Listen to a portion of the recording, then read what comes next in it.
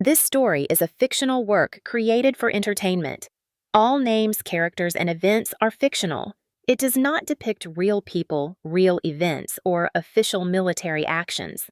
I stood under the lights of the Division Auditorium at Fort Cavazos, trying to keep my breathing steady as the rows of uniforms blurred into a single blue-green sea. My service coat felt heavier than usual, not because of the medals, but because of the eyes fixed on me, hundreds of them waiting to honor a soldier who had clawed her way back after the injury that nearly ended her career. I was 32 years old, a staff sergeant who had learned to walk again, and today was supposed to be the day those battles were recognized. A three-star general stepped toward the podium, his voice steady, the kind that could calm a battlefield. "Rachel Morgan, step forward." My name echoed across the room, and for a moment pride washed over me, warm and steady. I had survived the training accident in 2022. I had rebuilt my life. I had earned this moment. Then it happened. A scrape of a chair, a sharp intake of breath from the crowd, and then the voice that had shaped and shattered most of my childhood rose from the third row. "She already gets money for her injury. We need that money for her sister's wedding." The room froze. Not a shuffle, not a whisper. Even the air felt like it was holding its breath. My father's words hung above us like smoke, thick and humiliating, drifting through the auditorium as if he had just announced something righteous instead of something cruel. I felt the blood rush into my ears, and for a second I could not feel the floor under my boots. My mother stared at her lap, her shoulders trembling. My younger sister Lily blinked quickly as if surprised he had said the quiet part out loud. The general turned toward them slowly, and the quiet in the room changed. It was no longer shock. It was disbelief and something colder, a protective wall rising around me built by soldiers who understood sacrifice in ways my family never had. The general stepped away from the podium. "Sit down." His voice did not rise, but it carried enough force to make every spine in the room stiffen. "Sit down. We need to talk about what you just said." My father's face shifted. First confusion, then irritation, and finally a flicker of fear. I felt hundreds of eyes move from him to me, measuring the distance between our worlds, between service and entitlement, between duty and manipulation. My heartbeat hammered against the inside of my ribs. This was supposed to be my moment. Yet once again, my family had reached into my life with the same grasping hands that had taken for years. But this time, something was different. This time, the entire auditorium had heard them. If your own family crossed this line, what would you do? Comment below. The general looked back at me and nodded once as if to say, "You are not standing alone." Time slowed and the ceremony shifted as the story of my life prepared to change in front of everyone watching. I grew up in a two-bedroom house on the east side of Dayton, Ohio, where the walls were thin enough to hear every argument, and the expectations were thick enough to shape every part of who I became. When people talk about childhood, they mention summers with bikes and sprinklers and holidays wrapped in warmth. Mine was a long apprenticeship in being useful. My parents never said the words directly, but they lived them every day. Lily was the child they cherished, and I was the child they counted on. She arrived 3 years after me, a soft, laughing baby who fit perfectly into my mother's arms. When I held her for the first time, my mother whispered, "You need to help take care of her now, Rachel." I was 5. The assignment never ended. Lily learned early that needing something was the fastest way to get it. I learned early that wanting something was a problem to solve by myself. In our house, attention was a currency, and sacrifice was the price of belonging. My father believed that hardship made a person strong, but he applied the lesson in one direction. If Lily forgot her lunch, he drove it to school without complaint. If I forgot mine, I was lectured about responsibility, while he handed me $2 for a cafeteria sandwich.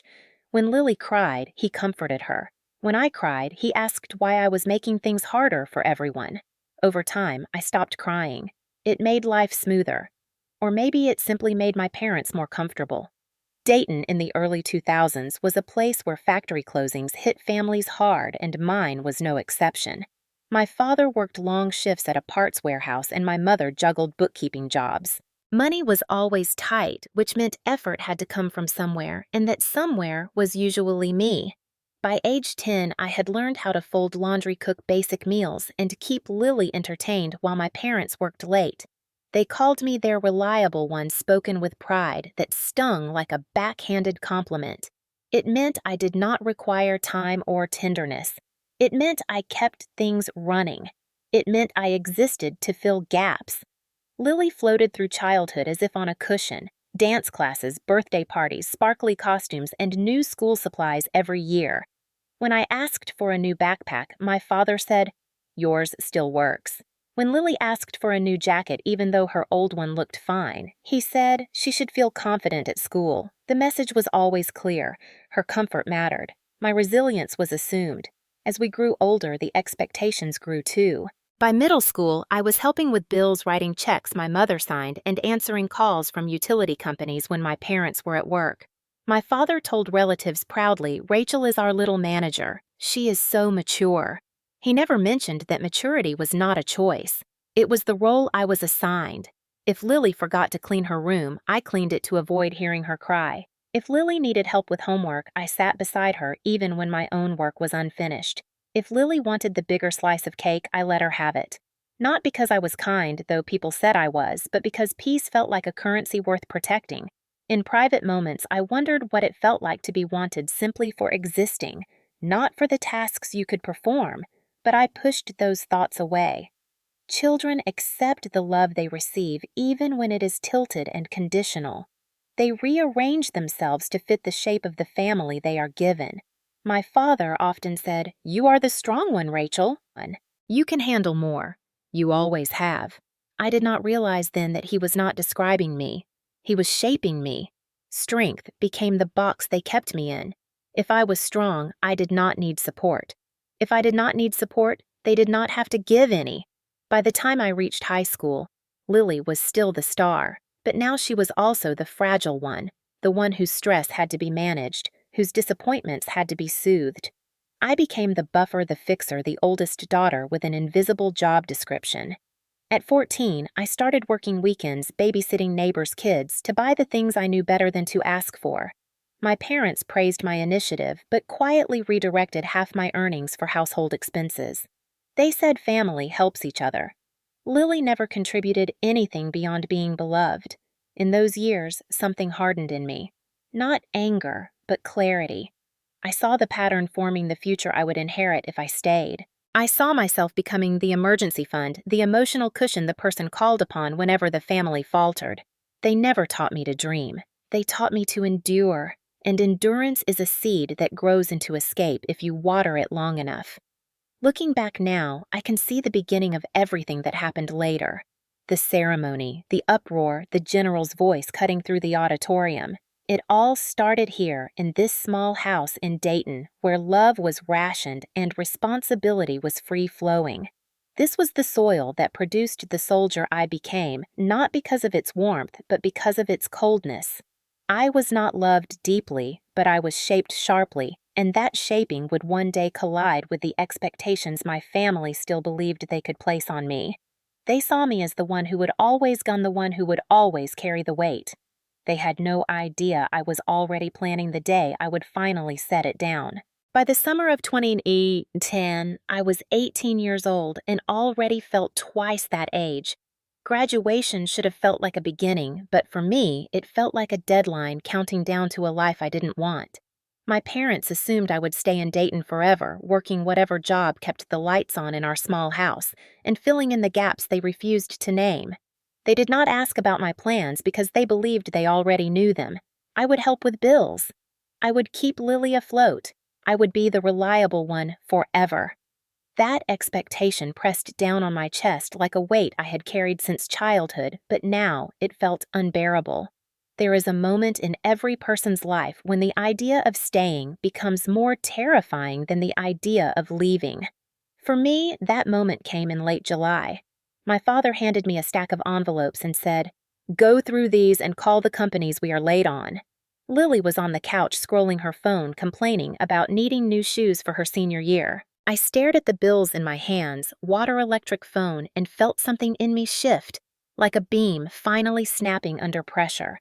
I did not want to manage another adult life before I had a chance to live my own. I did not want to become the household problem solver, the substitute parent, the unpaid emotional laborer.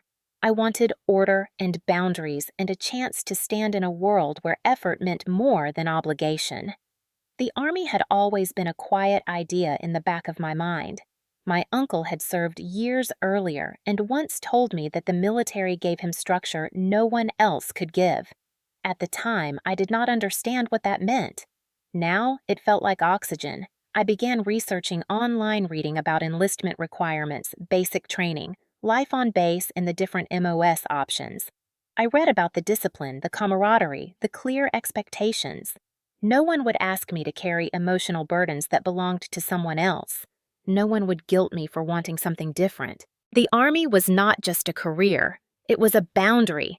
In early August, I made an appointment with the U.S. Army recruiting office in downtown Dayton. I did not tell my parents. I remember stepping inside and feeling the shift in atmosphere.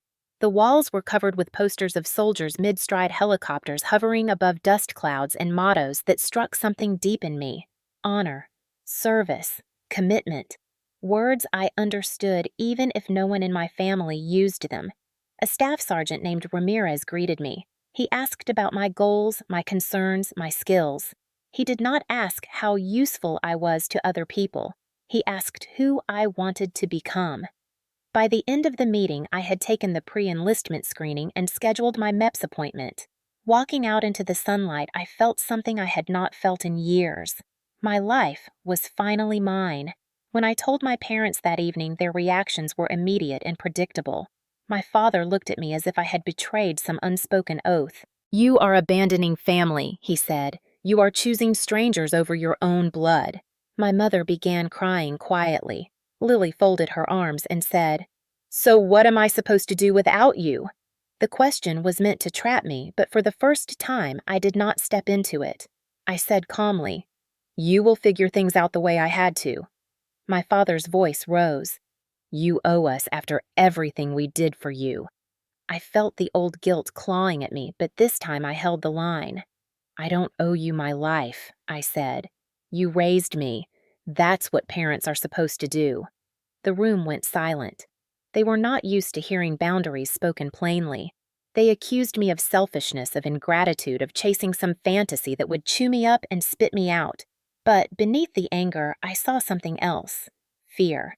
They were afraid of losing their stable peace, the one who made the house run, the one who absorbed chaos so they did not have to. Losing me meant losing control. The night before Meatbus, my father tried one more time. He sat at the kitchen table and said, "If you walk out that door tomorrow, don't expect this family to be the same." I looked at him and understood he meant it as a threat, but it sounded like a promise. MEPS was long, exhausting, and full of paperwork tests, medical evaluations, and waiting rooms, but when the time came to sign the enlistment contract, my hands did not shake. Staff Sergeant Ramirez placed the document in front of me and said, "This is the moment you take ownership of your future." I signed my name. Rachel Morgan, 18, enlisting active duty U.S. Army. The ink dried fast. My fear faded even faster. When I came home that evening, my parents barely spoke to me. Lily said, "You better send money when I go to college." I said nothing. The severing had already begun. In the weeks that followed, I prepared to leave Dayton. I sold things I no longer needed, packed my clothes into duffel bags, and quietly counted down the days until I reported to basic training at Fort Jackson. My father refused to drive me to the bus station, so I got a ride from a neighbor. My mother hugged me stiffly. Lily stayed in her room. As the bus pulled away, I looked back at the town that raised me but never nurtured me. I felt no regret, only relief. I was not abandoning family. I was abandoning the role they forced me into. I chose the Army because it offered what my home never did. Order, identity, boundaries. A place where strength was earned, not exploited. What I did not know then was that this decision would set off a chain of events more painful and more revealing than anything I had survived in Dayton. But I did know this. I was finally free to build a life that belonged to me, not one borrowed by everyone else.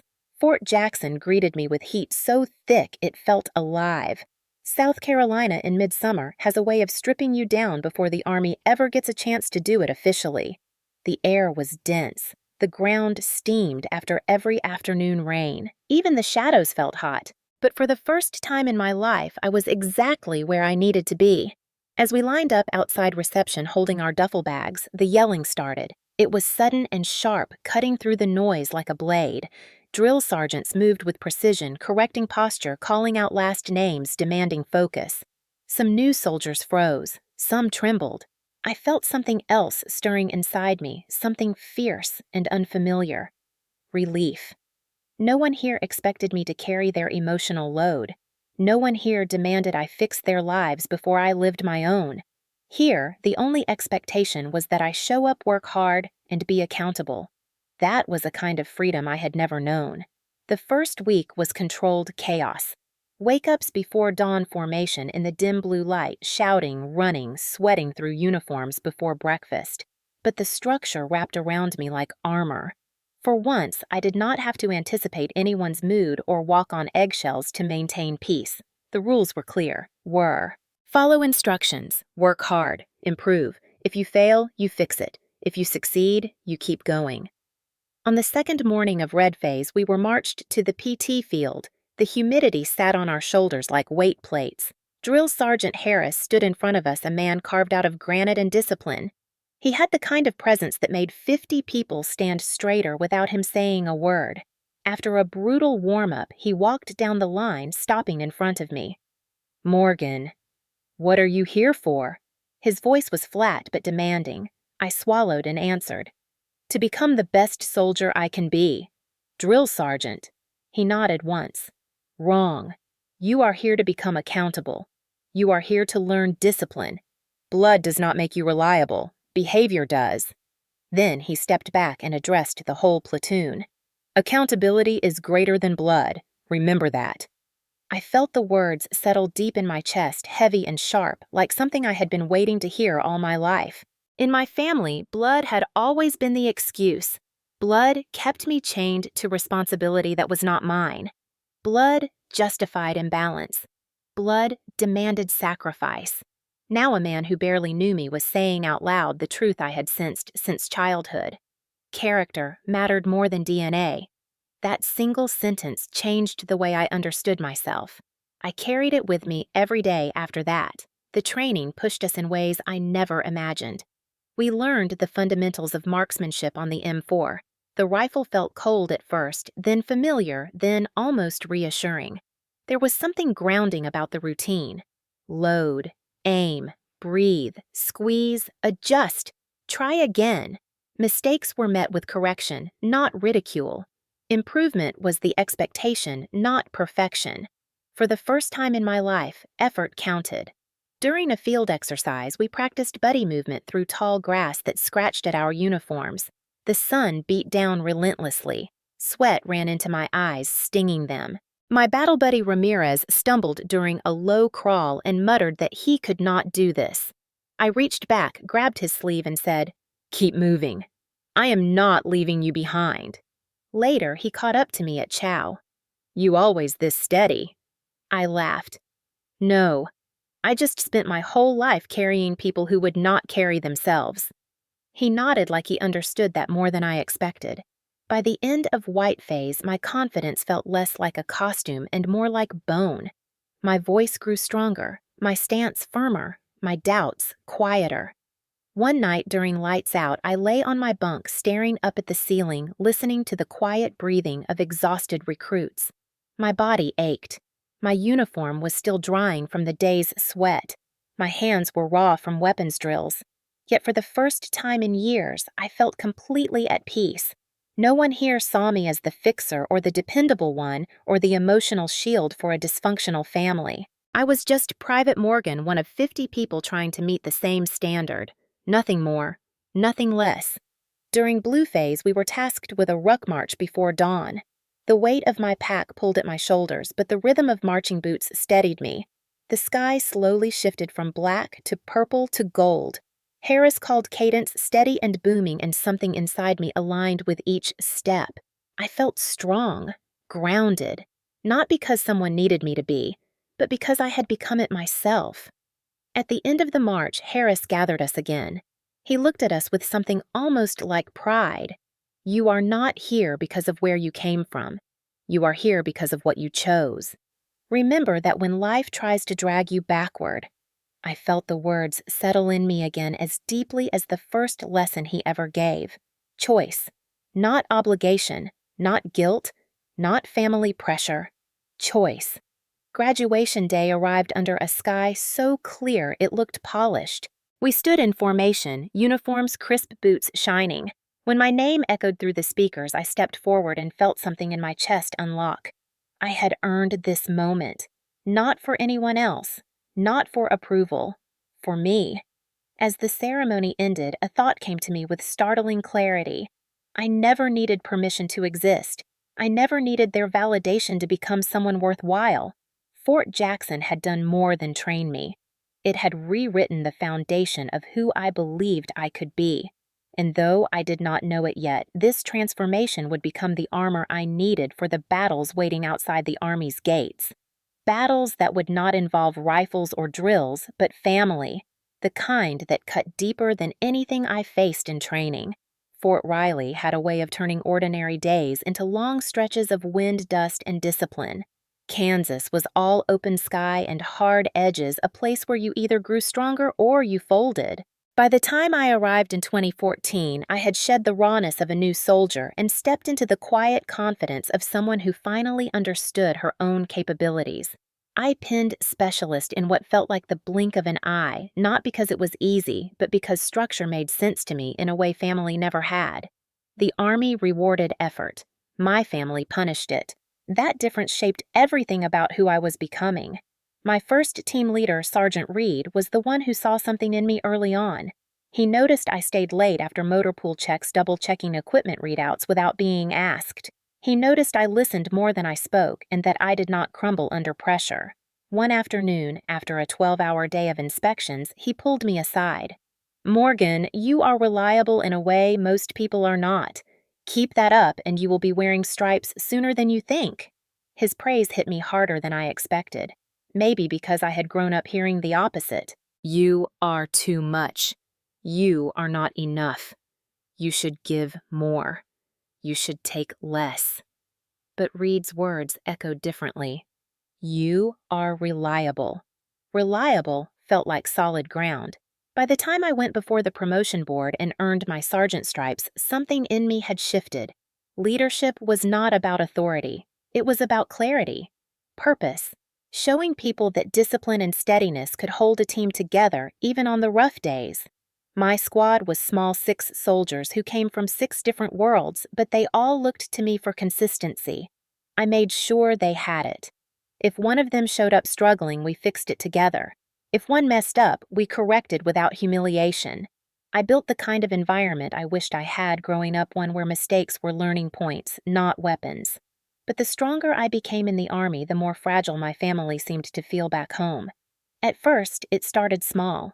A text from my mother. "Could you help your sister with her car payment? She is under stress." Then, my father calling on a Sunday evening, his voice steady but manipulative.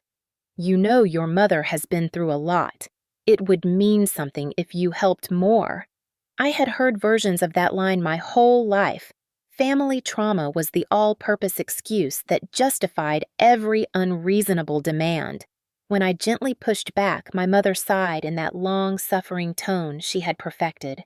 "Rachel, this family has survived so much. You should want to support us." I did support them in ways that drained me emotionally for years. What I no longer wanted was to subsidize their irresponsibility. In late 2016, when I was deep into training cycles and barely had time to sleep, Lily called in tears.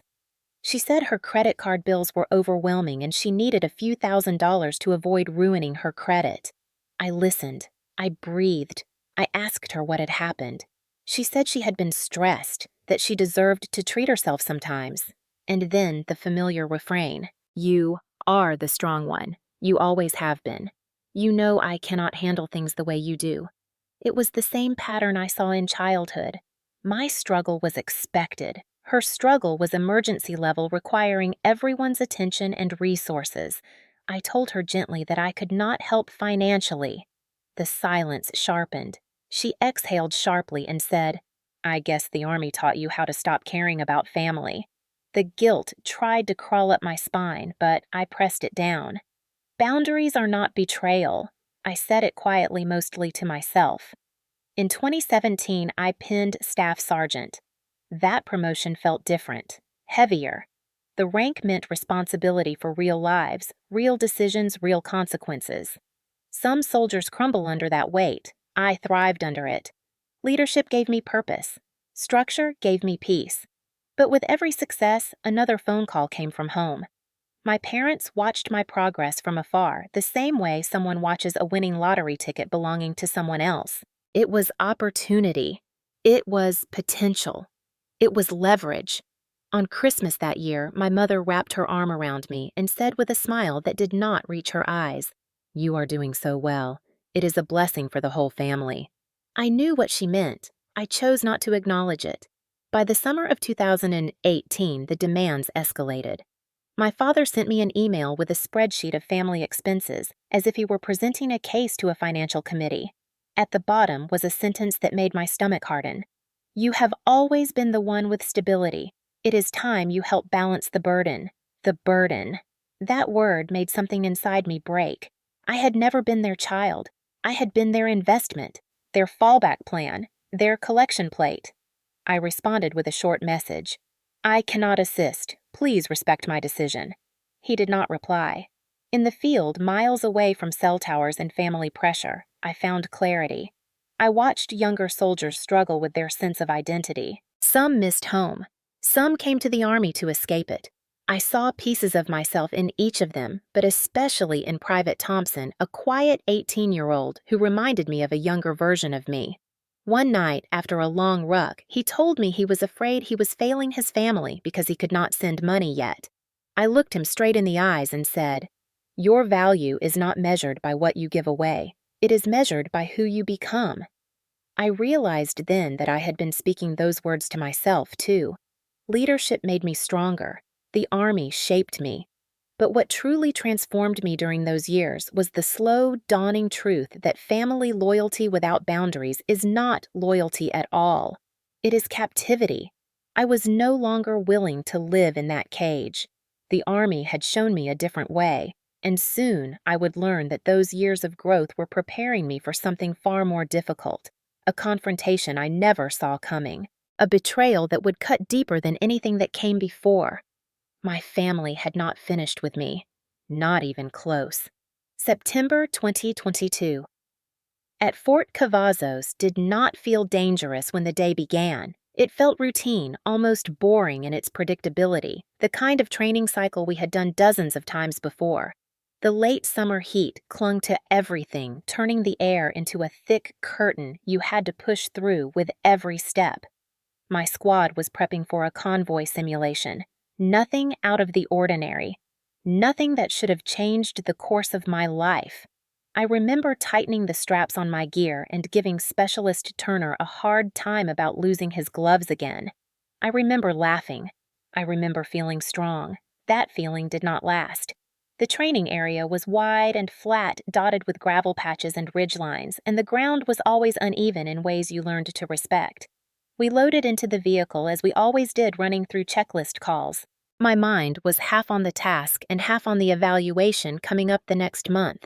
I never imagined that one split second would rewrite everything I understood about my own body. During the simulation, our vehicle hit an unexpected drop, a sinkhole beneath one of the paths that should have been flagged but was not. The impact slammed through the chassis and into our bodies like a violent jolt. Pain exploded in my lower back so fast and sharp that it stole the breath straight out of me. For a moment, the world narrowed to a point, sound disappearing into a dull hum, and I tasted metal on my tongue. Turner shouted my name, but I could not answer. I could not even get enough air to speak. When the medics arrived, their calm professionalism made everything feel even more surreal. One of them pressed along my spine, and I felt a twinge so fierce it felt electric. They exchanged looks, the kind that were meant to be reassuring, but were not. "You are going to the hospital, Staff Sergeant. Stay still." I could not have moved even if I tried. At Darnall Army Medical Center, the fluorescent lights painted the halls in a cold glow. The scans, the tests, the evaluations blurred together. I remember lying on a table while the MRI machine clanged around me, thinking about my squad, about the convoy lanes they would finish without me, about how angry I was at my own body for failing at the worst possible time. When the results came back, the doctor sat down with a heaviness I felt before he even spoke. You have significant lumbar damage, compression, inflammation, nerve involvement. This is not something that resolves quickly. The words sounded like they belonged to someone else's body, someone else's life. I asked about recovery timelines, about physical therapy, about getting back to full duty. He shook his head slowly. We are going to send your case to a medical evaluation board. This injury may limit you long term. And there it was, the quiet crack in the foundation of everything I had built. Months of physical therapy followed. At first, I could barely bend, barely lift, barely stand for more than a few minutes. The pain was constant, an unwelcome companion that dictated every small movement. The therapists were patient, encouraging, but I could see the careful professionalism in their eyes. They knew what I was refusing to accept. Some days I made progress. Some days I felt strong again.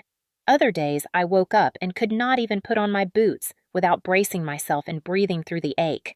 I told myself it would get better because the alternative was unthinkable. Being a soldier was not just my job. It was the identity I had fought for, the thing that saved me from the gravity of my family's demands. Losing it felt like losing my oxygen. When the medical evaluation board finally convened, I sat before them in uniform hands, folded, spine burning from sitting too long. They asked questions, read reports, reviewed imaging. Their conclusion was clinical but devastating. Long-term limitations. Restricted physical capacity. Eligibility for injury-related compensation. It was the last phrase that made my stomach twist. Injury-related compensation. It sounded like consolation. It sounded like confirmation that the path I worked so hard to climb was shifting beneath my feet. After the meeting, I walked out into the Texas sun, blinking against the brightness. I felt unsteady in a way that had nothing to do with nerve pain. The Army had taught me how to endure, how to lead, how to be resilient, but nothing had prepared me for the grief of feeling my own career wobble under me. I knew the injury was real. I knew the compensation was fair. I knew none of this was my fault. But I also knew exactly how my family would see it. Not as hardship, not as loss, as opportunity, as something they could use, claim, and twist into obligation. I felt it in my bones before it even happened. They would see my injury as a resource. They would see my compensation as theirs. And I hated that I was right. Early 2020. 63 arrived with a strange mix of hope and heaviness. I was still in physical therapy, still adjusting to the new reality of my body, still learning how to work around the sharp ache that flared whenever I moved too quickly or sat too long. Life felt slower, quieter, almost muffled, like I was walking through a world wrapped in cotton. Then my phone rang one Tuesday morning, an Ohio area code flashing across the screen. I stared at it for a moment, already sensing something unwelcome at the other end. My mother rarely called without a reason. I answered anyway. Her voice came through bright and sugar-coated the tone she used when she wanted something. "Sweetheart, I have wonderful news." I could hear kitchen sounds behind her, the clinking of dishes, the familiar hum of the old refrigerator. She always called while multitasking, as if even conversation with me had to be sandwiched between chores. "Lily is getting married," I swallowed. I forced a smile, even though she could not see it. "That is great news, Mom. Congratulations to her." I meant it. No matter what had grown twisted in our family, I did not wish my sister anything bad. Lily had always lived in the center of the family's attention, but I had never begrudged her that. I simply learned to survive on the outskirts. Mom exhaled dramatically, the kind of sigh that signaled a shift in the conversation. "Well, there is something we wanted to talk to you about." My muscles tensed without my permission. I stepped away from the physical therapy machine and leaned against the wall. "What is it?" She paused, searching for the right wording, and in that hesitation I felt the ground tilt. "You are receiving compensation now. Because of the injury. And weddings are expensive. I closed my eyes. There it was. The truth inside the excitement, the hook hidden beneath the praise. My mother kept talking, her voice smooth as polished stone. You know your sister. She has dreamed of a beautiful wedding her whole life. You have always been the strong one, the responsible one, the one who understands family sacrifice. I felt my jaw tighten. There it was again. The old script they had written for me before I ever had a chance to write my own. She hesitated. Rachel, your benefits could really help. The casual cruelty of the sentence hit harder than I expected. She said it lightly, as if I were being asked to pass the salt at dinner, not as if she were asking me to hand over the support tied to my medical limitations, the financial safety net tied to my ability to walk without searing pain. I stood in the echoing hallway of the therapy center, gripping my phone, feeling something shift inside me. Not anger exactly, something colder, something decisive. Mom continued, filling the silence with justification. You know this family. We support each other. Your sister needs stability right now. Her voice dipped into a watery tremble, the same tremble she used whenever she wanted me to say yes without resistance. I could practically hear her waiting, ready to interpret my eventual refusal as selfishness, coldness, betrayal. I kept my tone level, calm, measured. Mom, no. The silence that followed was so sharp it might as well have been a blade. She was not expecting clarity. She was expecting negotiation or guilt or hesitation. Anything but a firm boundary. I did not offer excuses. I did not justify myself. I did not soften the word. No. She sputtered, searching for the right angle of persuasion. Rachel, honey, you know your sister is under a lot of stress. The venue she wants requires a deposit, and with her fiancé between jobs. I stopped her gently. Mom, I heard you. And the answer is still no. My benefits are for my recovery, not for a wedding. Her breath wavered. I could picture her covering the phone with her palm, mouthing something dramatic to my father in the kitchen, perhaps something like, she is doing it again. She is choosing herself. Finally, she returned, voice brittle. I just cannot believe you would say that. After everything we have done. My chest tightened. After everything they had done. She did not see the irony. She never did. I kept my voice level. I am not arguing. I am only stating a boundary. I could almost hear her flinch at the word. Boundaries were foreign currency in our household. Unacceptable, unfamiliar, threatening. She attempted one last pivot. Lily will be devastated. I said nothing. Silence stretched between us, long and undeniable. I knew what she wanted. She wanted me to fill the silence with apologies. She wanted me to bend, to fold, to assume my old role as the daughter who absorbs the weight of everyone else's desires. This time, I did not. I finally said, Mom, I hope the wedding is beautiful, truly. But my benefits are not part of that discussion. Her inhale was sharp. So that is it then. You are refusing to help your own sister. I felt something settle inside me. Something strong, something anchored. Yes, that is it. She exhaled long and angry. Your father will want to speak with you. I almost smiled. Of course he would. I ended the call before she could hand the phone over. I did not wait for my father's voice, his disappointment, his lectures about family obligation, his certainty that I existed to patch the holes in their plans. I slid the phone into my pocket and stepped back into the therapy room. My back ached, my muscles trembled, but for the first time in a long time, I felt steady. I did not raise my voice. I did not defend my dignity. I simply refused to surrender it. I had said no. And though I did not know it yet, that single word was about to ignite a storm that would pull every hidden truth in my family into the open. The pressure did not come all at once. It arrived in waves, slow at first, almost subtle, like a change in barometric pressure before a storm.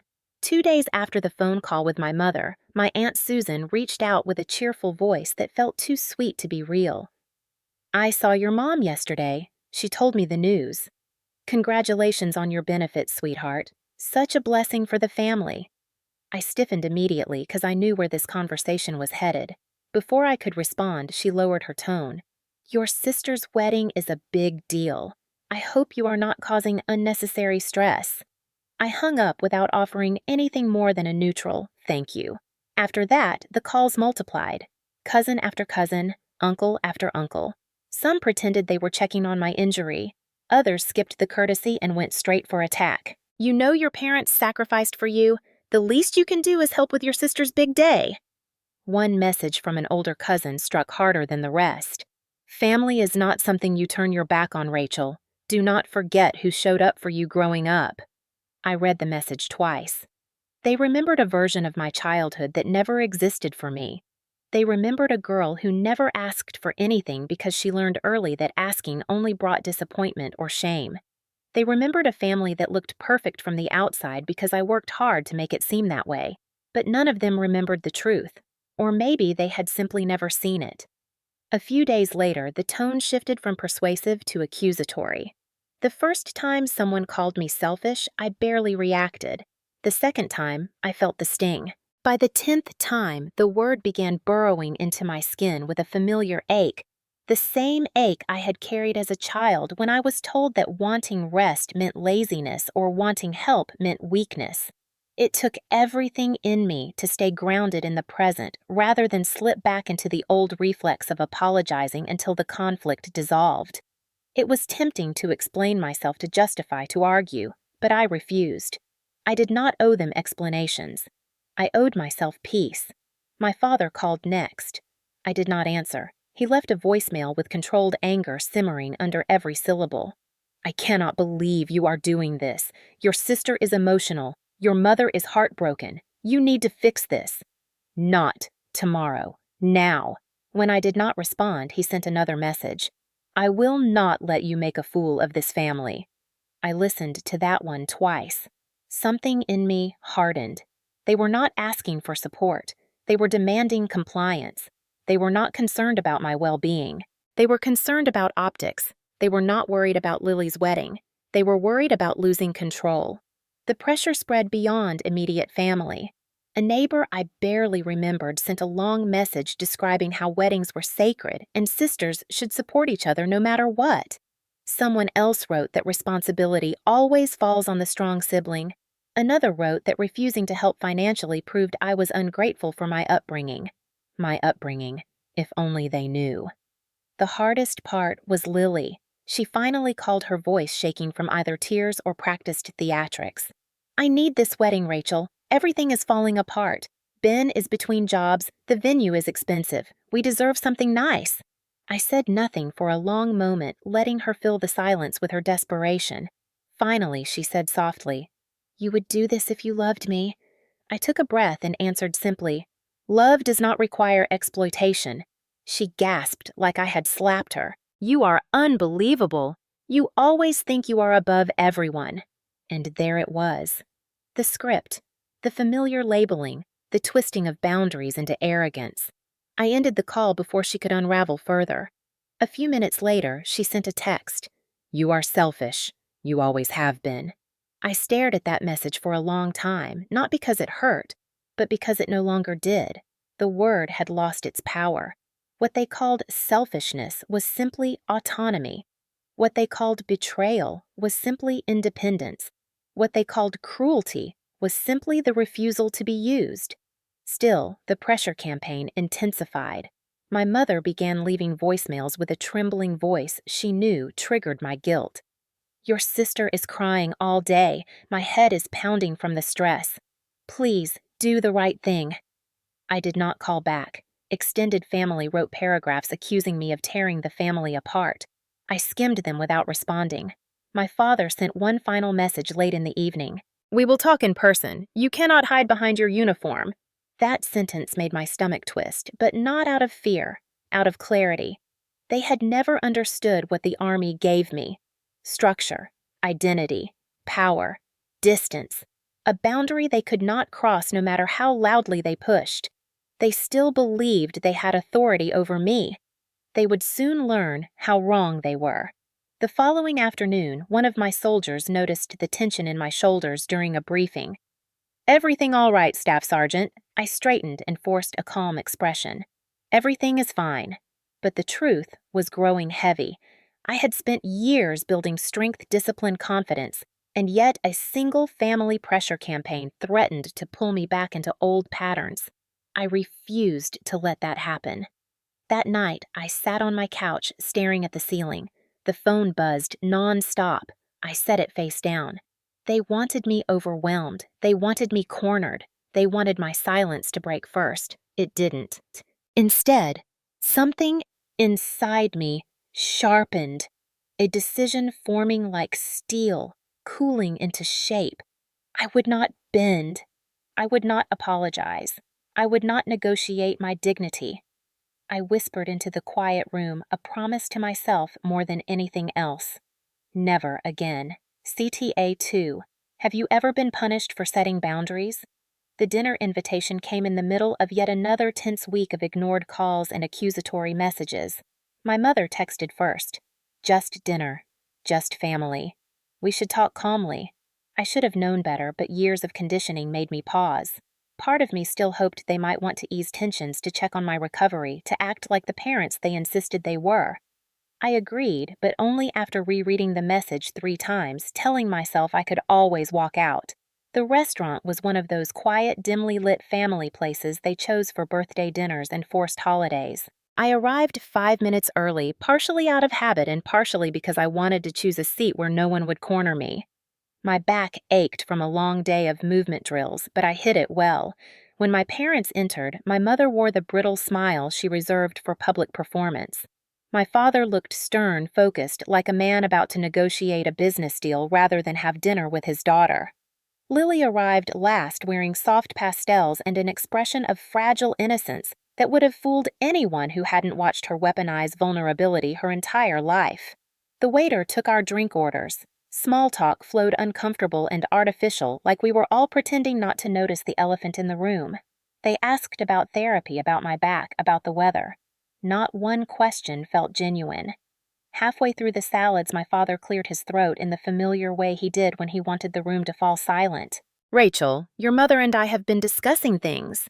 I set my fork down slowly, bracing. "Here it comes." He reached into his leather briefcase.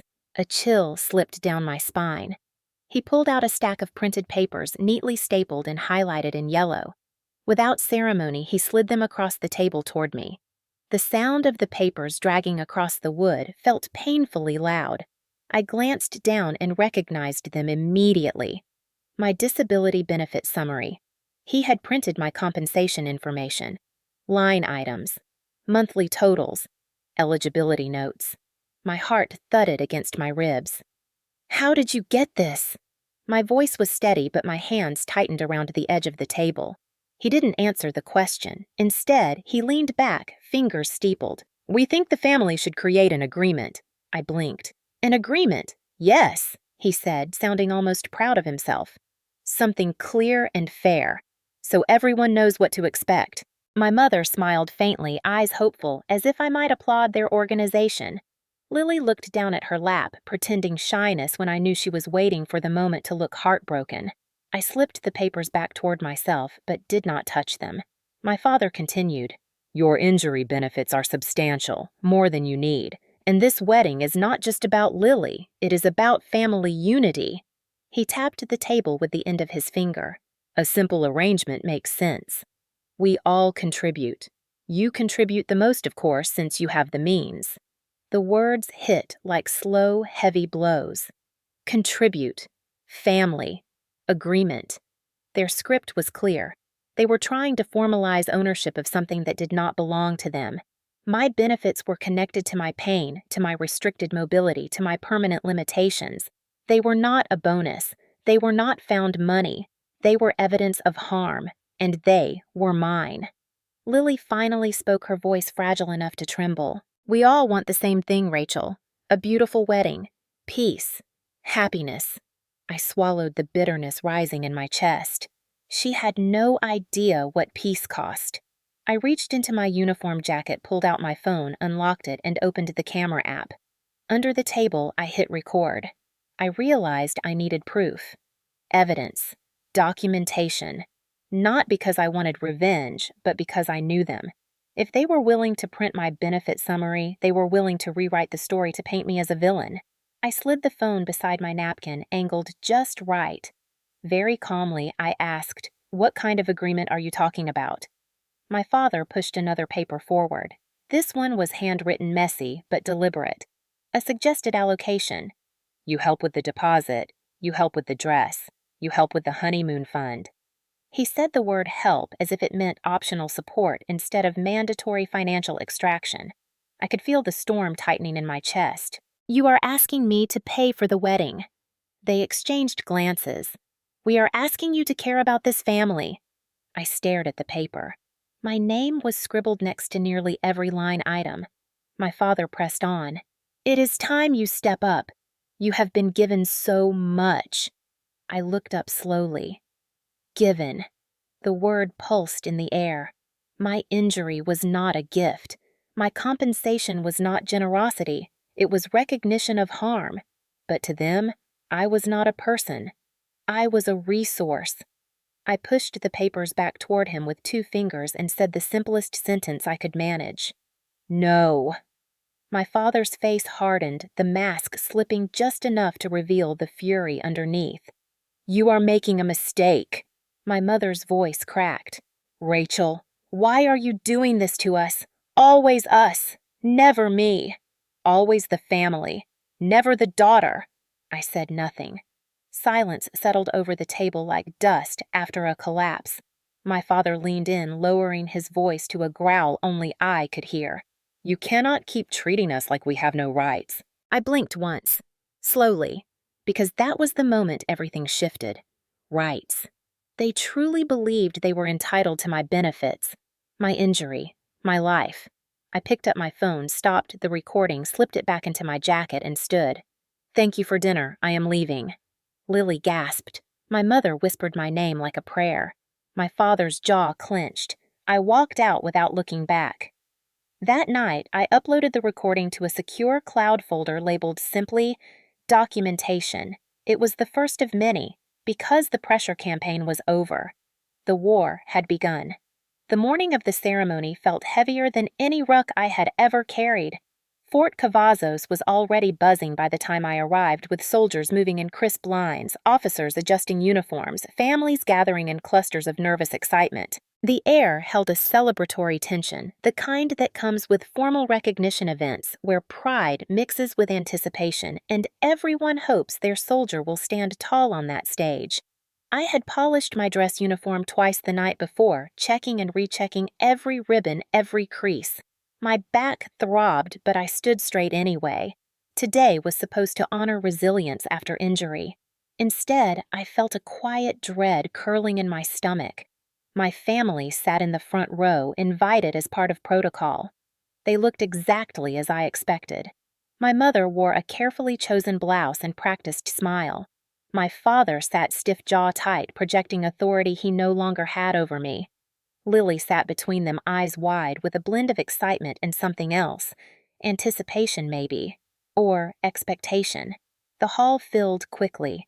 Rows and rows of soldiers in uniform families waving small flags, children fidgeting in tiny outfits. The banners overhead read Service, Strength, Honor. I wondered how many in the room understood how much weight those words carried. When my name was called, the applause echoed off the walls. Staff Sergeant Rachel Morgan.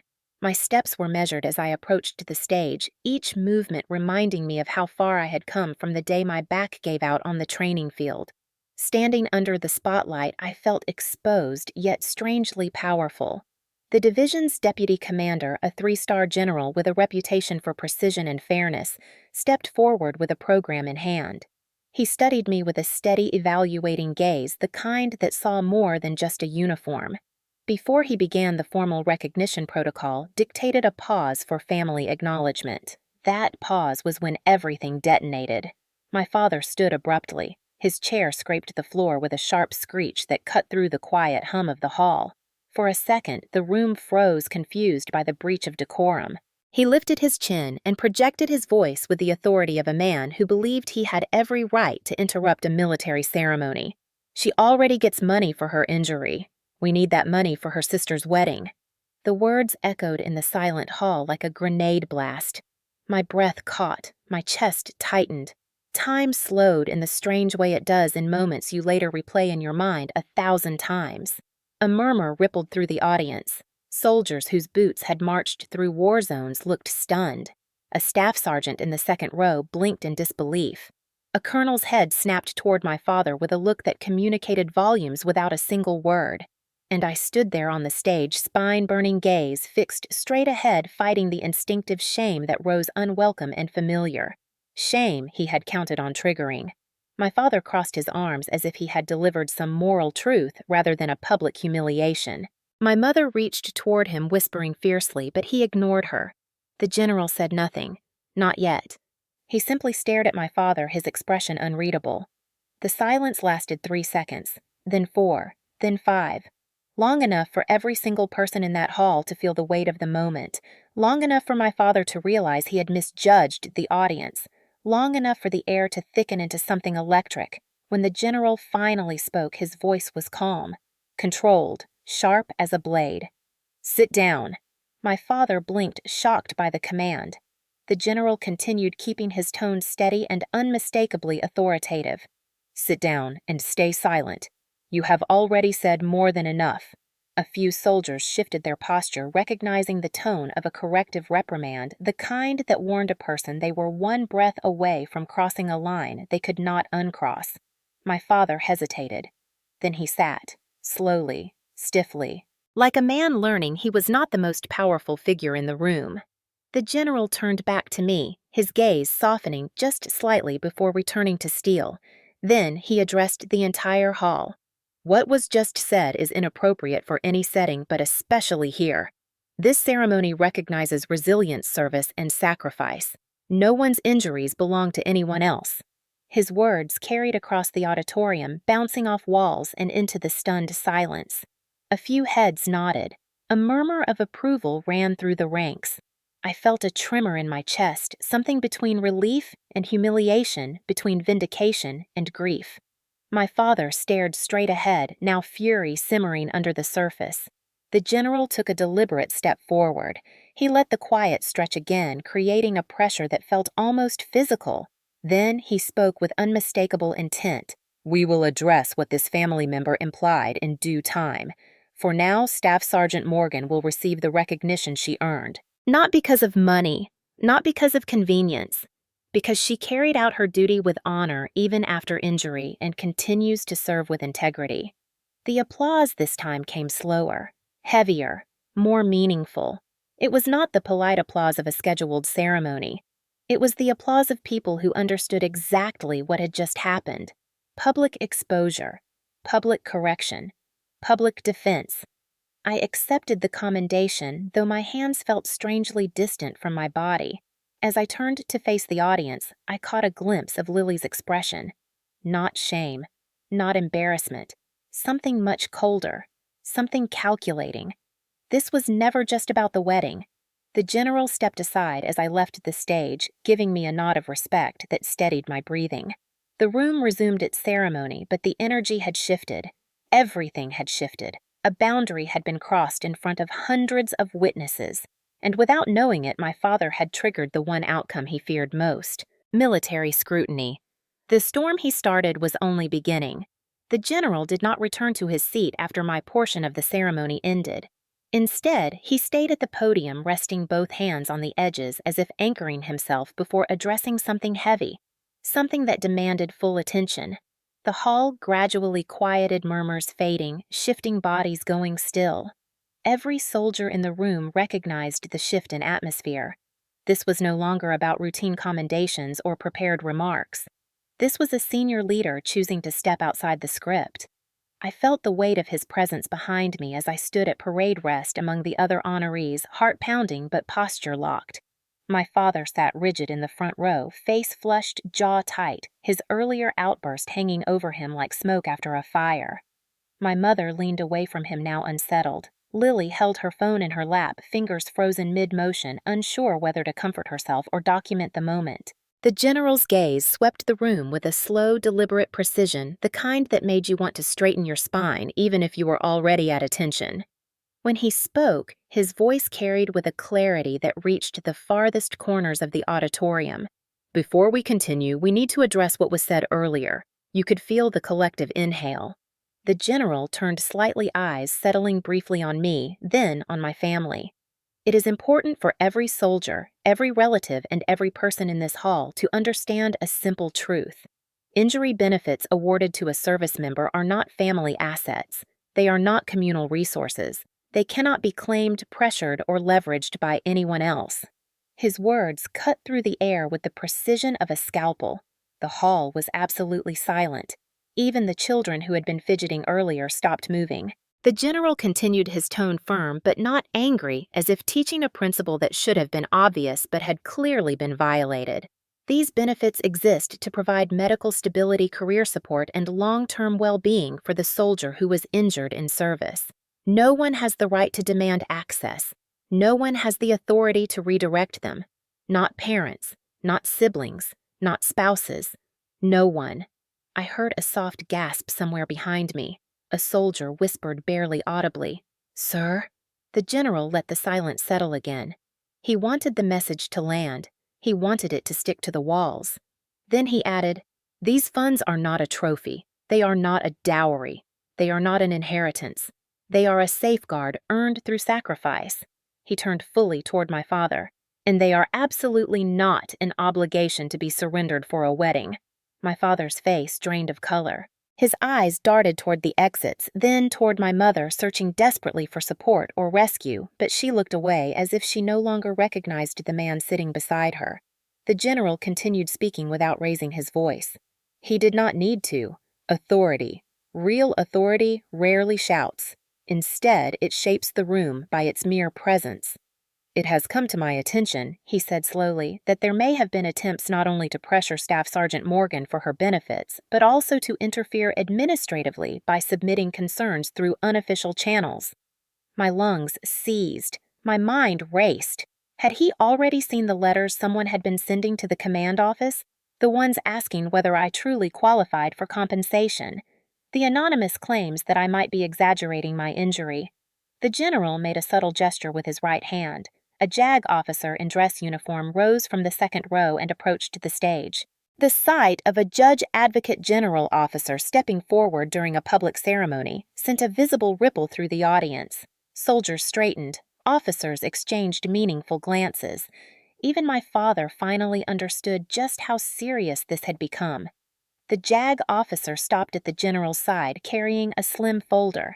He looked composed, calm, professional.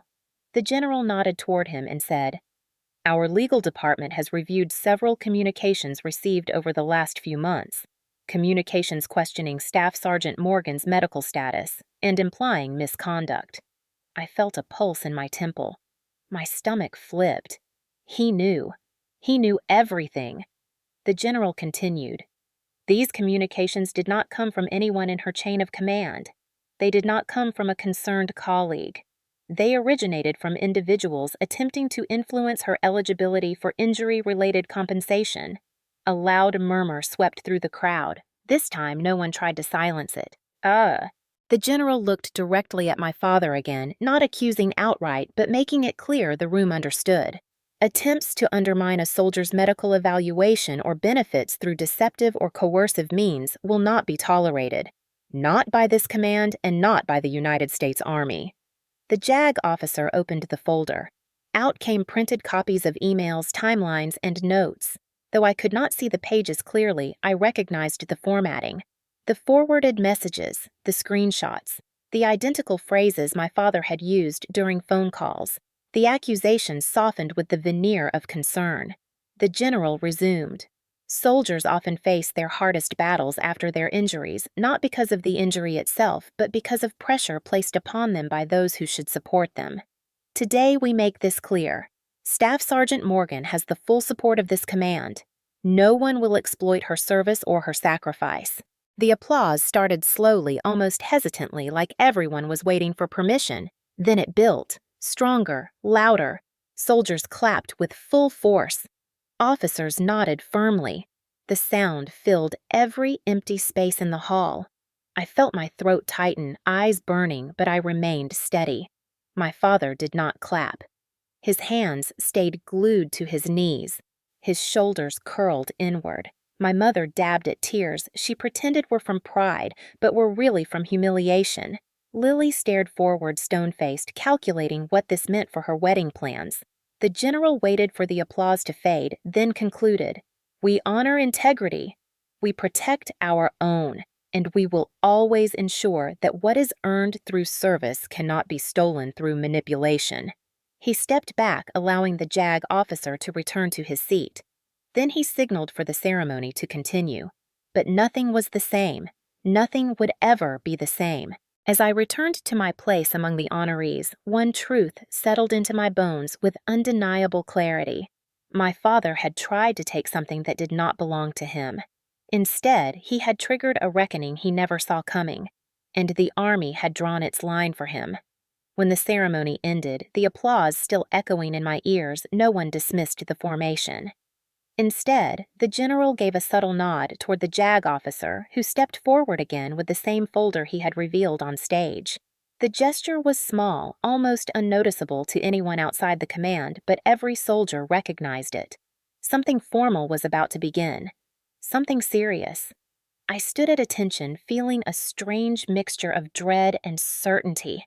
I had known for months that someone was trying to sabotage me through back-channel complaints, but seeing the JAG officer holding that folder made the truth painfully undeniable.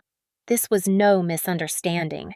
It was deliberate, calculated, personal. After honors concluded, the general invited key personnel to a private conference room adjacent to the auditorium, and though normally honorees would be released, he motioned for me to follow.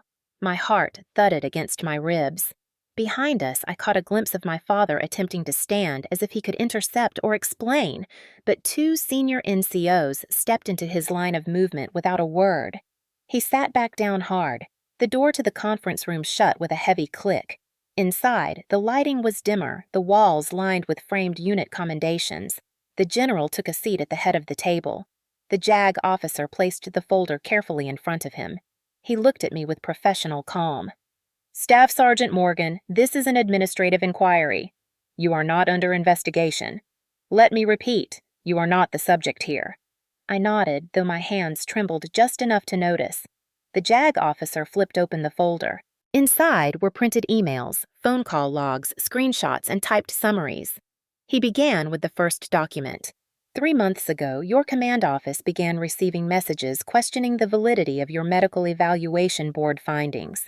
The tone was consistent between submissions using phrases such as exaggerating pain symptoms and pursuing unnecessary benefits for personal gain. My throat tightened. I recognized those words immediately. They were nearly identical to phrases my father had used during arguments, the same phrasing he had shouted in frustration at our kitchen table years before when I came home injured. The JAG officer continued. These messages were submitted anonymously, but our digital forensics team traced the IP origin and identified 2 linked accounts, both tied to your parents' residential network in Dayton, Ohio. I felt heat spreading across my chest, a deep, painful flush that had nothing to do with embarrassment and everything to do with betrayal. I steadied my breathing. The general watched me closely, not with pity, but with a steady, respectful patience. The JAG officer slid the next document forward. 2 months ago, a formal letter was mailed to the division headquarters claiming that you were misusing injury compensation and requesting administrative review on grounds of financial misconduct. The accusation was written in a faux objective tone, but the signature line had been left blank. The forensic handwriting team compared the letter to DMV forms and county records. The match came back 96% likelihood. The handwriting belonged to your father. I exhaled shakily, feeling the world tilt slightly as if my balance had been stolen. For a moment, I saw a memory of my father helping me with school forms, telling me to write neatly, saying it was important for people to take me seriously. Now he had used that same lesson to craft a weapon against me. The JAG officer moved on. Next, he held up a printed screenshot of an online submission form. 1 month ago, someone filed a complaint through a public feedback channel claiming you fabricated your inability to run and accusing you of milking the system for cash. Their words, not ours. He slid the paper toward me. Even without the forensic report, I would have recognized the writing patterns. The sentence structure mirrored my mother's when she was angry, the way she softened accusations with phrases like, "Maybe you are not trying hard enough." The JAG officer tapped at the top corner of the page. "This submission also came from your parents' network." My pulse pounded against my temples. The room stayed utterly still. The general had not moved since the briefing began. He watched each piece of evidence with the steady concentration of someone memorizing details for later action. Then came the final item. This one was the worst. The JAG officer withdrew a printed copy of a text message thread submitted by a third party who had reported it after overhearing a phone call. The messages included phrases like, "Injury money should be shared among family, and Lily deserves that support now." And the most damning line of all, Rachel will cave if pressured in front of others. She always hates being embarrassed. My stomach twisted with a sharp ache. My father had planned to humiliate me publicly, on purpose. The ceremony outburst had not been a moment of anger. It had been a tactic, a planned tactic. The JAG officer lifted his eyes toward mine. "Staff Sergeant Morgan, the pattern is clear.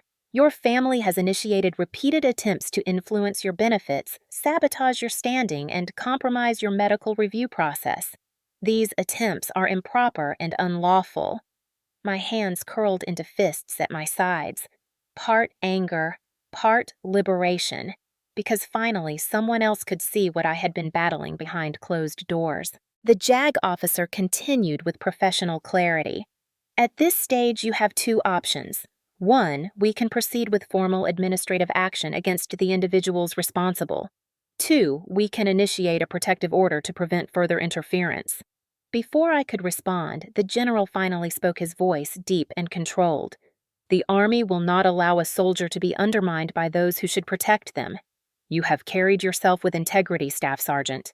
We will ensure you are protected going forward." His words hit me harder than any reprimand or praise I had ever received. They were not saving me.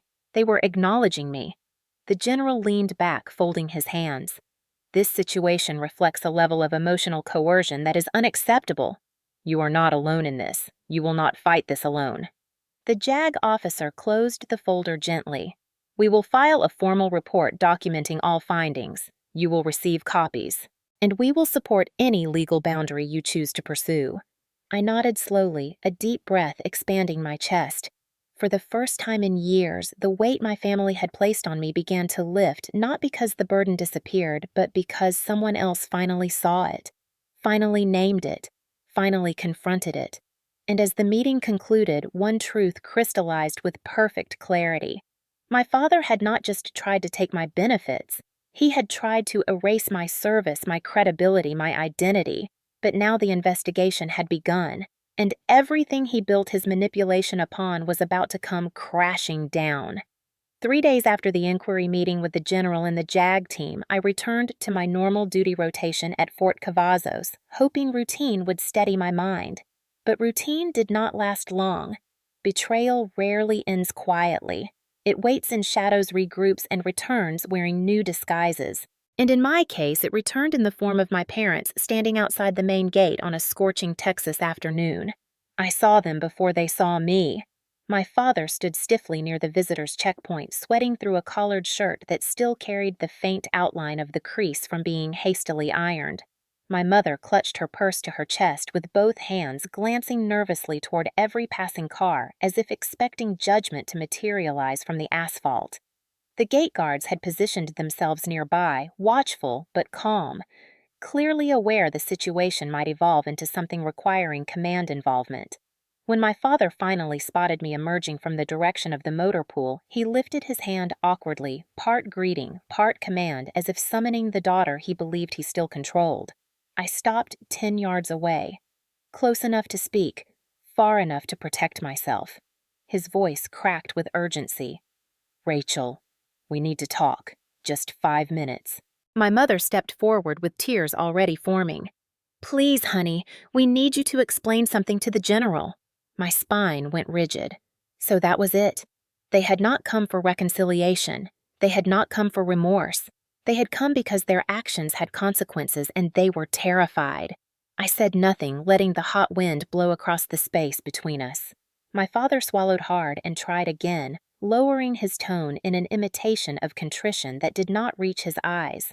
The general misunderstood.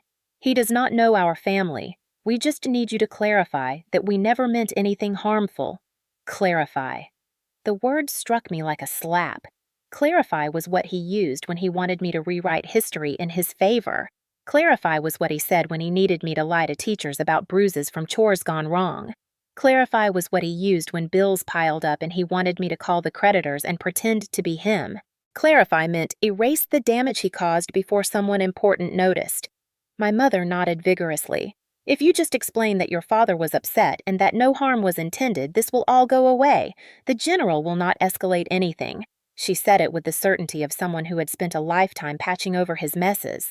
Lily had probably coached them both after the ceremony fallout, insisting that I was the only one who could fix what they had broken.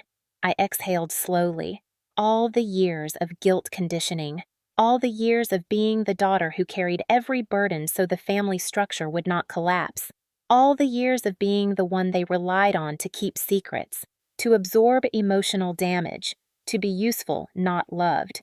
That version of me was gone, and they had not realized it yet. My father took a step closer. His voice sharpened. If you do not help us, things could get very bad. For everyone. A threat. He could not help himself. Even in desperation, manipulation was his first language.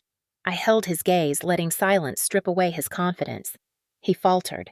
His eyes scanned mine, searching for the obedient daughter who once crumbled under pressure. He did not find her. When I finally spoke, my voice was calm, quiet, devastatingly clear. No, you do not get access. You get consequences. He blinked, stunned. My mother gasped softly, her hand lifting to her mouth as if she had witnessed something sacrilegious. But I was not finished. You chose to involve my chain of command. You chose to question my integrity. You chose to interfere with my medical review. And you chose to humiliate me publicly at a military ceremony. I owe you nothing. Nothing!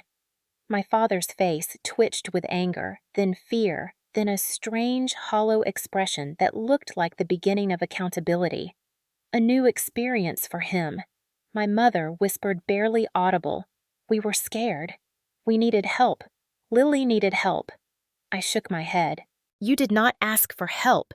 You demanded control. And when I refused, you tried to take what was not yours. Her tears fell freely now. She reached out as if touching me could undo the truth. I stepped back. A physical boundary for an emotional one. My father tried one more tactic, his voice rising slightly. So, you are choosing the army over your family. The line he had rehearsed for decades finally revealed its emptiness. No, I said. I am choosing myself, and I am choosing the life I built without your permission. The gate guards shifted their stance, sensing the conversation was drawing to a close. My mother looked like she might collapse. My father looked like he wanted to argue until the sun went down, but even he understood the futility now. When he opened his mouth again, nothing came out. I nodded to the guard. He approached gently. Sir, ma'am, you need to step back from the gate. This area requires a DOD ID for entry. They hesitated until the guard placed a guiding hand near their shoulders, not touching but making clear they needed to leave. My father stepped away. First jaw clenched so tight a vein pulsed at his temple. My mother lingered eyes searching mine through tears, but I kept my posture firm. They walked back toward their car in slow silence. I stood there until they were gone, until the dust from their tires settled, until the weight I had carried for decades dissolved in the Texas heat. Then I turned and walked through the gate, the guard nodding respectfully as I passed. The army was not my family, but it had taught me something my parents never did. Boundaries, accountability, courage, and now, consequences. Do you believe in second chances after betrayal? Consequences have a way of unfolding slowly at first, like a distant storm building on the horizon, until suddenly the sky breaks open and everyone realizes too late that the damage was entirely avoidable. For weeks after my parents appeared at the gate, the administrative wheels began to turn quietly but firmly. The JAG team processed the inquiry, documented every submission traced back to them, and forwarded the findings to the appropriate regulatory offices. None of this was dramatic. None of it resembled the explosive confrontation at the ceremony. Consequences rarely begin with lightning. They begin with paperwork. The first shockwave hit my parents when they received a formal notice from the installation liaison informing them that all non-emergent contact with command offices regarding my medical or financial status was now prohibited and classified as administrative interference. The letter used polite but unmistakably stern language. Continued attempts would result in escalation. My mother called my cousin in tears, insisting this was a misunderstanding, that she had only ever acted out of concern, but the community was already whispering. Word spreads quickly in small towns, even quicker when those involved have built their reputations on being respectable church-going citizens. Suddenly, neighbors were no longer greeting them warmly at the grocery store. My father found himself excluded from a local business luncheon after someone forwarded the news that he had tried to sabotage his own daughter's benefits. Respectability, it turned out, was fragile when built on entitlement. The second shockwave came when a formal administrative note landed in their mailbox. The kind that uses phrases like documented harassment and interference with military processes. Though not criminal, it was enough to stain their reputations permanently. My father had spent years cultivating the image of a stern but responsible family man. Now that image was collapsing. He tried to blame me, of course. My cousin later told me she overheard him ranting that I had involved the government out of spite, conveniently ignoring the fact that he had initiated every contact and every complaint. People who believe they are owed control rarely understand why losing that control is not unfair, but inevitable. Then came the fallout for Lily. Her wedding plans had been the catalyst for everything, though not the true cause. My benefits were simply a convenient fantasy solution to financial problems she refused to own. She had planned a lavish event with a venue that overlooked a lake, catered meals costing more than a week's salary for most people, floral arrangements that looked more like installations than decorations. Her social media had been filled with countdowns and color schemes and sentimental captions about new beginnings. All of that ended the day the venue called to inform her that her contract was void because her payment had bounced twice and her backup payer had withdrawn. Her backup payer was her husband-to-be, who had finally admitted publicly that he could not afford the wedding and had only agreed under pressure from her and my parents. Lily arrived at my parents' house that night in hysterics. My cousin heard the argument from across the street. Lily wailed that I had ruined her life, that if I loved her at all, I would have stepped in. My father shouted that I had betrayed the family. My mother cried that none of this would have happened if I had been more flexible. They spoke about me as if I were an object that had malfunctioned, not a human being who had set boundaries. The next consequence unfolded through the town grapevine. The women's Bible group my mother attended quietly stopped inviting her. Someone had told someone who had told someone that trying to seize a daughter's injury benefits was morally unacceptable.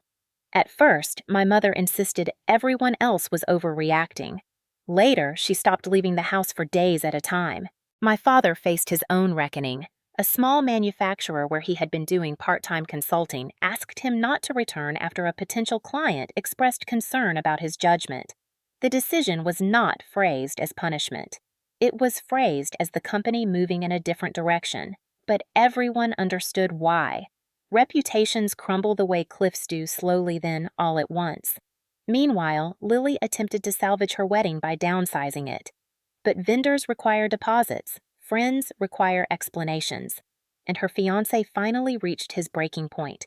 He told her he would not start a marriage under financial illusions and emotional pressure. The engagement did not survive.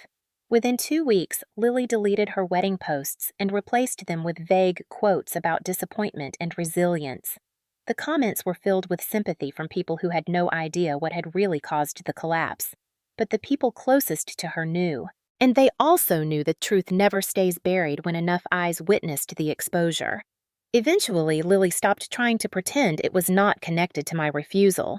My cousin told me she admitted during a small family gathering that everything fell apart because she had relied on money that was never hers. It was not an apology. It was closer to a realization. The most surprising consequence came months later when the local newspaper published a small feature on military family boundaries. They had interviewed a JAG representative about the legal protections available to service members. While my name was never mentioned, the timing and context were unmistakable to anyone familiar with what had happened. People finally understood that this was not family drama. It was exploitation. Through all of this, I remained silent. Silence is not revenge. Silence is protection.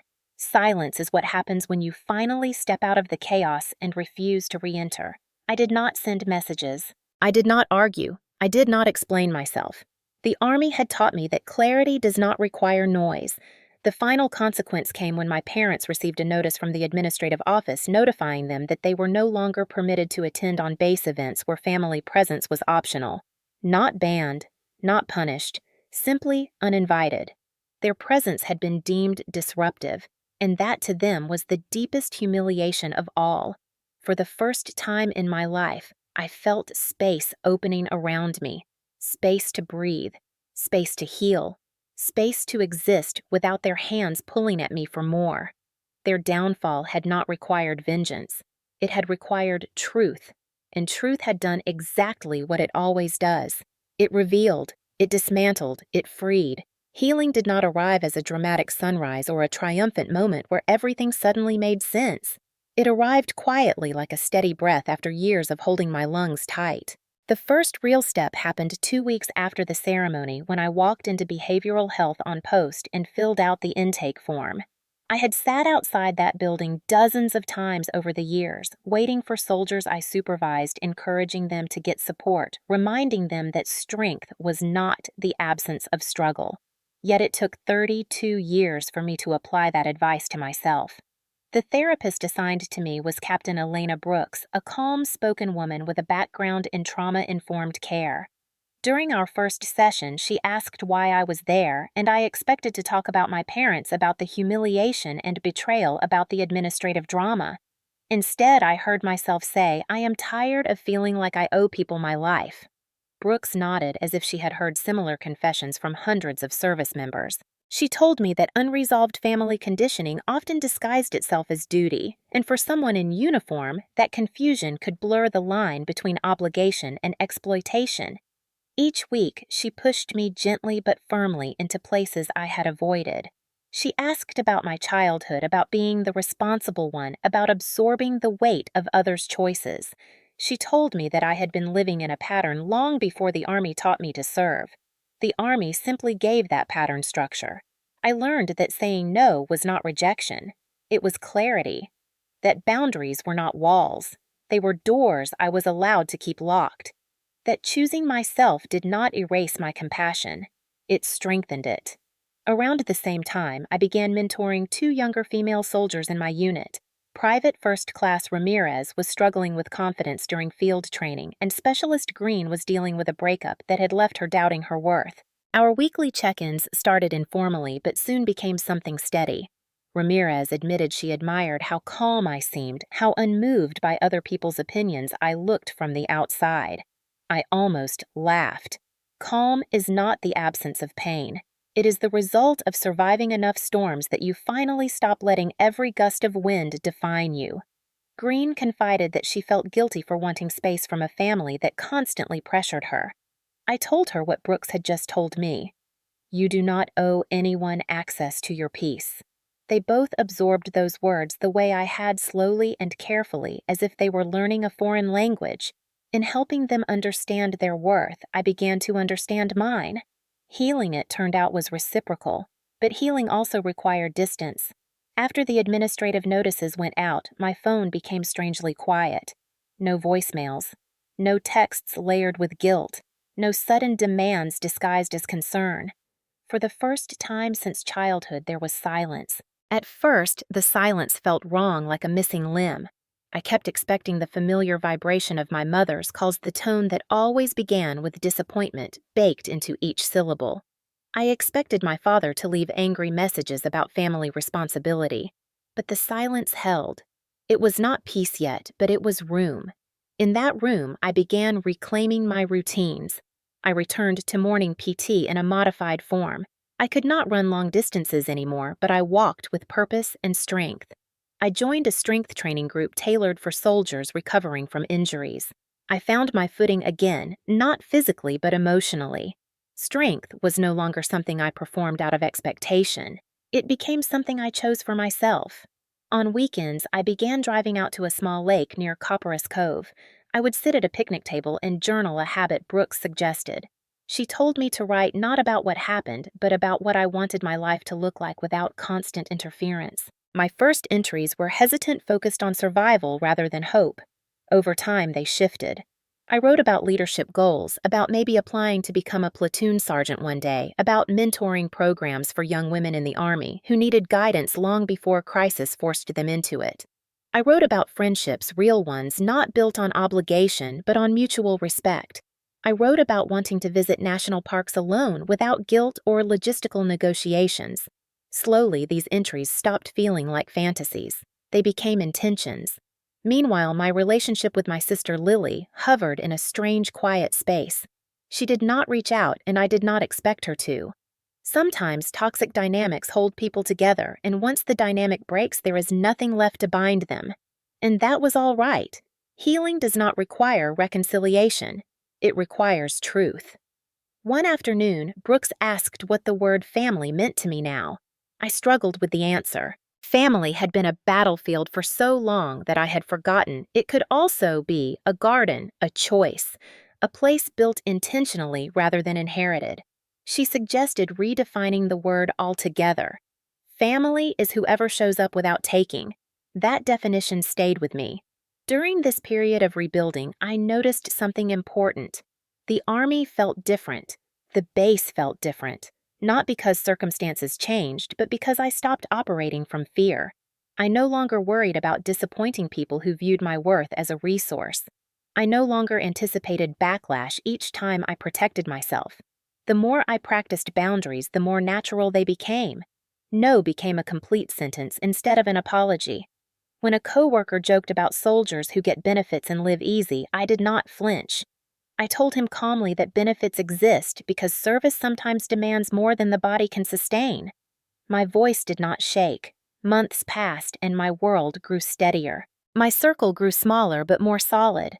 I continued therapy, continued mentoring, continued choosing myself one decision at a time. And somewhere along the way, I realized something profound. Healing was not the reward for suffering. It was the reclamation of a life that had always been mine. Setting boundaries was not betrayal. It was an act of survival. And for the first time in my life, survival felt like victory rather than exhaustion. By the end of 2024, the air at Fort Cavazos felt different, as if the base itself recognized I had crossed some threshold. My new assignment order arrived on a Thursday morning just after first formation, a neatly folded document confirming I had been selected for a leadership role within a training battalion, a position I had once dreamed of but never believed I was allowed to pursue while carrying the invisible weight of family obligation. Now that weight was gone, and the path ahead felt wide open. Taking the role meant mentoring a broader range of soldiers shaping futures rather than constantly defending my own. When my battalion commander congratulated me, he said he had recommended me because I led with steadiness instead of noise. I realized he was right. The storm behind me was no longer steering my direction. I accepted the assignment with a calm sense of finality and possibility, understanding that this next chapter belonged to me alone. That evening, I packed my office carefully, placing only the essentials into a single rucksack, leaving behind the pieces of my past that no longer defined me. For the first time in years, my reflection in the window did not look strained or braced for impact. It looked ready. The first letter arrived 3 days later, a cream-colored envelope with my mother's handwriting on the front, the kind she used for holiday cards and long-forgotten birthday wishes. My chest did not tighten as it once would have. I simply placed it on the table and stared at it for a moment. The envelope seemed to vibrate with the weight of old patterns, the kind that begged me to open it immediately, to analyze each sentence for guilt or accusation, or some attempt to reset the power dynamic. But I no longer reacted from instinct or emotion. I reacted from choice. And my choice was simple. Not today. I slid the envelope into a drawer and went for a run, a slow but steady jog that matched the limits of my back, feeling the cold air sting my lungs and the ground steady beneath my feet. When I returned, the envelope was still there, irrelevant. A week later, the second letter came. This one was from my father, his handwriting sharper, almost militant. Seeing it might once have sent adrenaline through my veins, a remnant of childhood years, where his disappointment carried more consequences than any drill sergeant ever could. Yet when I held the envelope, I felt nothing. It had no power unless I granted it access. I set it beside the first one. I did not open it. I made dinner instead and listened to a podcast about leadership under pressure, a topic that once applied to field exercises but now applied to life. Later that night, I wrote in my journal, noting what my therapist Brooks had called the milestone moment: indifference is not bitterness. Indifference is peace. As December settled in, a third envelope arrived, this time from Lily. The handwriting was softer, almost shaky, as if she struggled to decide what version of herself should appear on paper. I stared at her name, feeling a faint ache of memory. Two girls sharing a bedroom, one favored, one functional, both shaped by the same flawed expectations. For a brief second, I wondered what she wrote. Maybe an apology. Maybe an explanation. Maybe another attempt to reshape the narrative into something easier for her to live with. But whatever it was, I no longer needed it. Closure had already come from within. Without opening it, I placed her letter with the others. 3 envelopes, 3 attempts to reopen a door I had intentionally closed. Work grew busier as the holidays approached. The unit prepared for leadership transitions, new schedules, new soldiers arriving from basic training. I spent hours reviewing training plans, ensuring safety protocols were tight, focusing on building an environment where younger soldiers felt supported rather than judged. More than once, I heard one of them say, "Staff Sergeant Morgan actually listens, and each time it hit differently." To be valued for what I chose to give, not what I was obligated to surrender, was a kind of victory that did not need applause. Quiet, steady, earned. One afternoon, near the end of the year, I visited the lake outside Copperas Cove one last time before the winter freeze.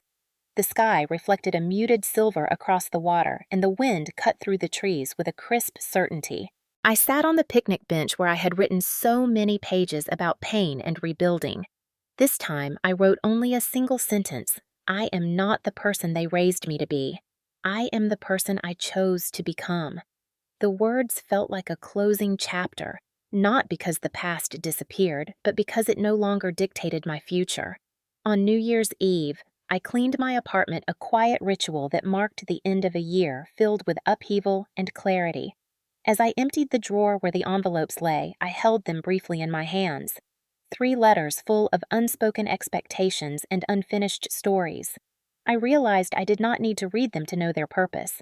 They were attempts to pull me back into a version of family that required my silence and sacrifice, but I was no longer available.